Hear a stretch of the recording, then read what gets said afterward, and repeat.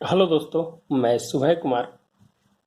मैं दोस्तों 65th BPSC के लिए जो डेली आंसर क्वेश्चन जो मेरे ग्रुप में चल रहा है और कल मैंने यूट्यूब पे भी डाला था।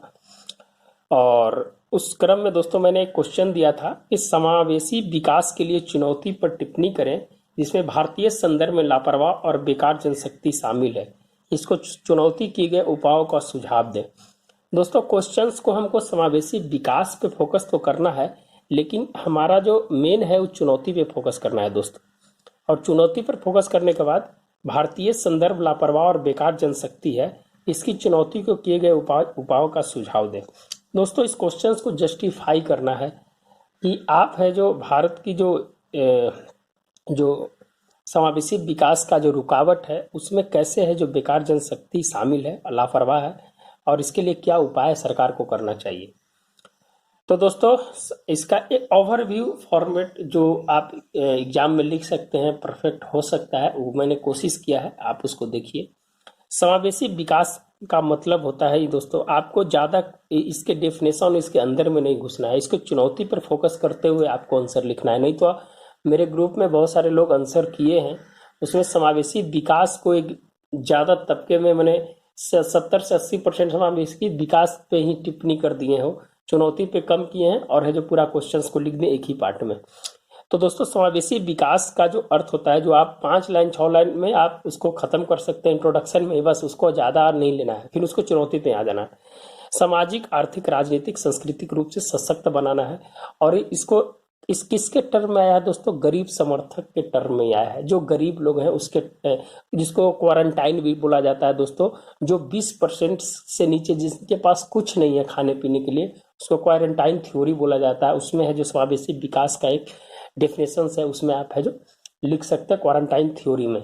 तो गरीब समर्थक है दोस्तों, और ये दो चीज से मिलकर बनता है, एक आय में वृद्धि करने के और दूसरा प्रगतिशील वितरण से। यह है जो समावेशी विकास का जो मूल फंडा है, उस फंडा है जो आय में वृद्धि और उसका प्रगतिशील वितरण।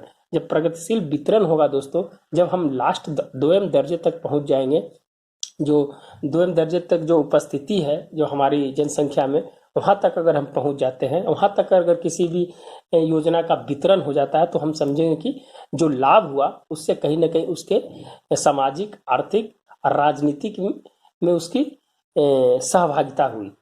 तो ये दो मुद्दा पर है दोस्तों, इस दो मुद्दा पर है जो आप समावेशी विकास को इंट्रोडक्शन में आप खत्म कर सकते हैं।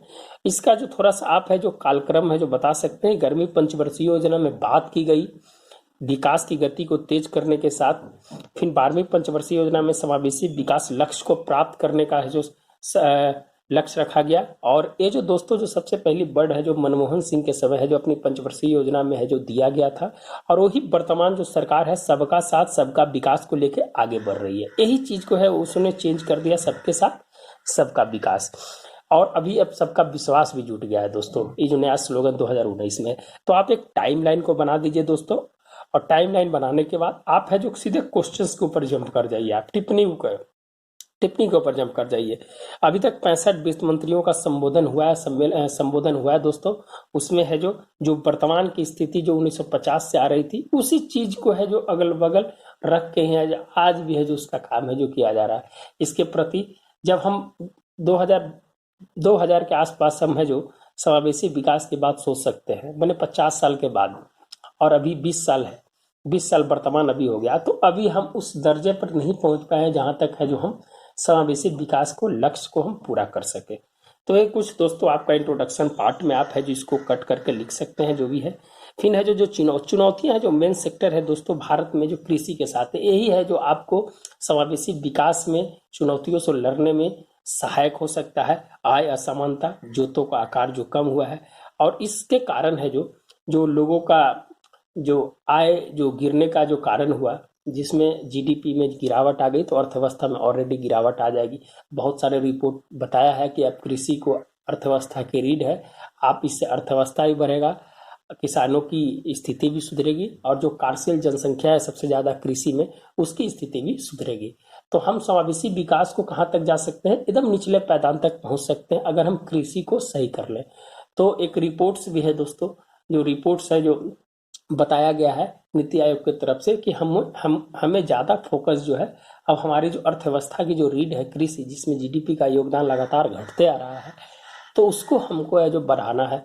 और एक रिपोर्ट्स के अगर लगातार अगर 10 वर्षों में अगर हम कृषि की जीडीपी में लगातार अगर बढ़ोतरी करें तो हम है जो भारत है जो तीसरी अर्थव्यवस्था वाला देश भी बन सकता है।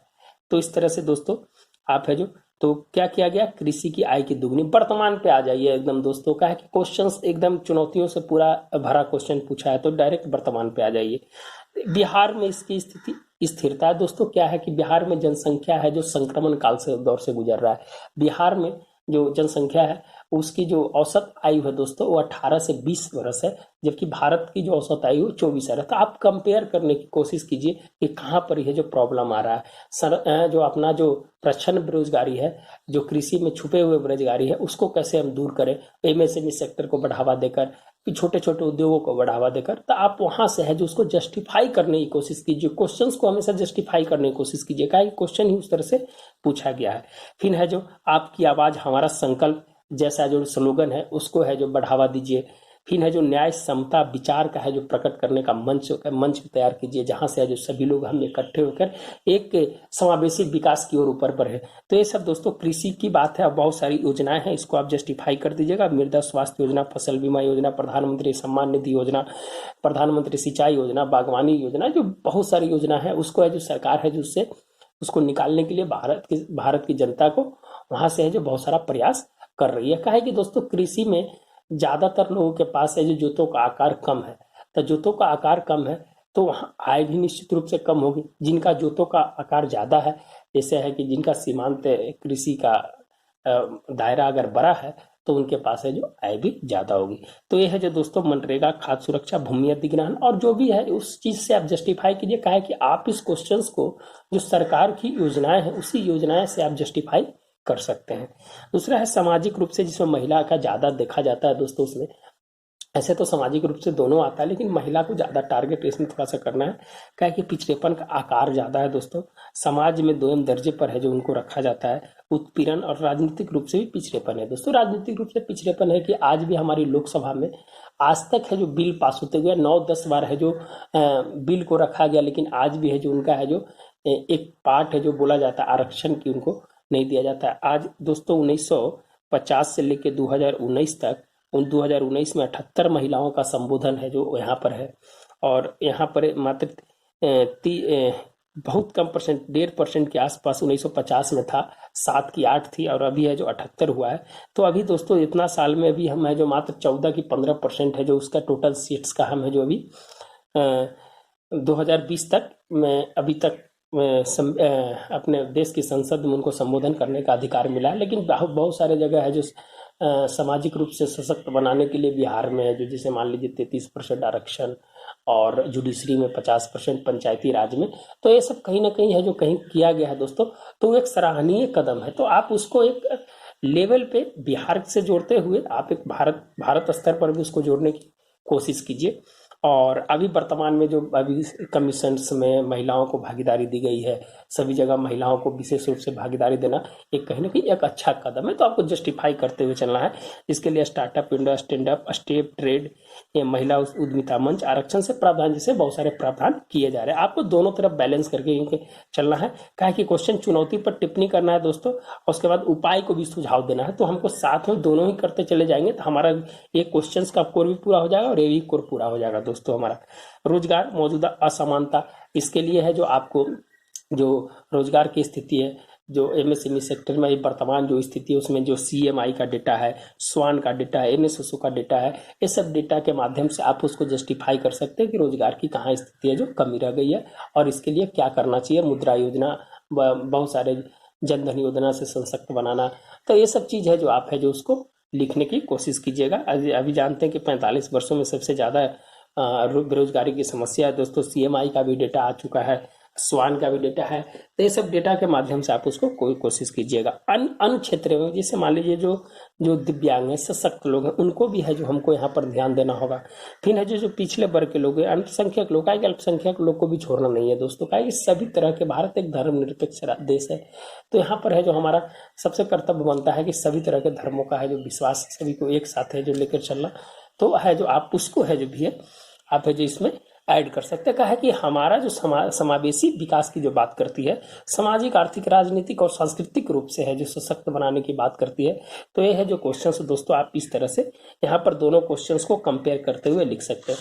कुछ अंतर्राष्ट्रीय जो सूचकांक है उस सूचकांक को भी आप है जो इसमें डील कर सकते हैं। समावेशी विकास सूचकांक, ईज ऑफ डूइंग बिजनेस, मानव विकास सूचकांक, पर्यावरण प्रदूषण सूचकांक, ट्रांसपेरेंसी इंडेक्स, इसको दोस्तों सबको है जो एक लाइन में लिख के सेटिस्फाइड कर दीजिए कि हाँ इस तरह से हम है जो भारत की जो स्थिति है यहाँ वर्तमान में है और इसके लिए है जो क्या करना चाहिए। और ये दोस्तों एक है जो डेमोग्राफिक डिविडेंड जो है बेकार स्थिति है, जो बता रहा है कि लापरवाह एवं बेकार है, जो क्वेश्चन में पूछ रहा है। तो आप इसको कंपेयर करने के, कुछ विकसित और विकासशील देश से कंपेयर डेमोग्राफिक डिविडेंड को आप है जो इसको कंपेयर करने की कोशिश कीजिए। कैसे कि यह है जो 0 से 14 वर्ष जो काम नहीं करते हैं, 14 से 59 वर्ष जो कार्यशील जनसंख्या बोली जाती है, और यह जो फिर है जो उसके बाद एवब हो जाता है। भारत में दोस्तों अभी सबसे ज्यादा कार्यशील जनसंख्या एवब 60% के आसपास है दोस्तों।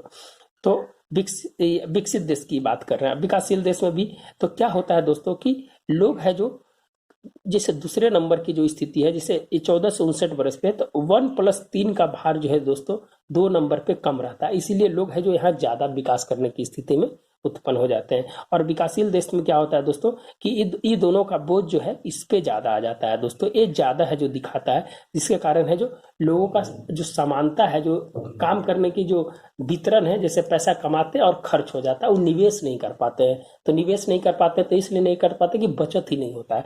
तो ये है जो कुछ इस तरह से है जो इसको आप है जो यहाँ पर ऐड कर सकते हैं। ऐड करने के बाद आपका करीब करीब आंसर जितना बताया है उसमें 4 पेज का आंसर आपको मिल जाएगा। और चुनौती भी हो गया, ये बेकार जनशक्ति शामिल, उसके बारे में भी बता दिया। कैसे है जो कृषि के, यहाँ से है जो कृषि के बारे में बता सकते हैं, रोजगार के बारे में बता सकते हैं, कैसे है जो हमारा देश है जो विकासशील देश की स्थिति में है और हमारी है जो विकसित देश से कैसे हम पिछड़ रहे हैं। तो ऐसा, और ये सूचकांक को आप है जो यहाँ सेटिस्फाइड कर दीजिएगा तो दोस्तों आपका आंसर है जो करीब करीब 4 पेज में हो जाएगा। तो धन्यवाद दोस्तों, फिर मिलते हैं कल एक नए वीडियो के साथ। जो क्वेश्चन है उसको मैंने भी आपको करने के लिए दिया है, और अगर आप मेरे ग्रुप में ऐड हो सकते हैं तो उसके लिए 9594792049 टेलीग्राम नंबर है, उस पर आप है जो कांटेक्ट कर सकते हैं दोस्तों।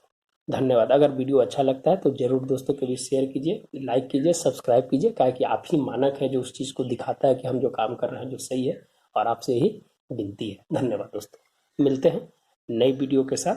अगर किसी भी तरह का कोई टॉपिक होगा, उस टॉपिक कुछ टॉपिक आए हैं, उस टॉपिक को हम बना रहे हैं, जब टॉपिक मेरा पूरा क्लियर हो जाएगा तो हम जो उसका वीडियो बनाकर अपलोड कर देंगे। और आप लोग 65th के लिए जो 45 दिन का टारगेट है, उस टारगेट को आप है जो अचीव करने की कोशिश कीजिए, उसको पूरा करने की कोशिश कीजिए, तो है जो आप सक्सेस होइएगा। धन्यवाद दोस्तों, मिलते हैं नए वीडियो के साथ।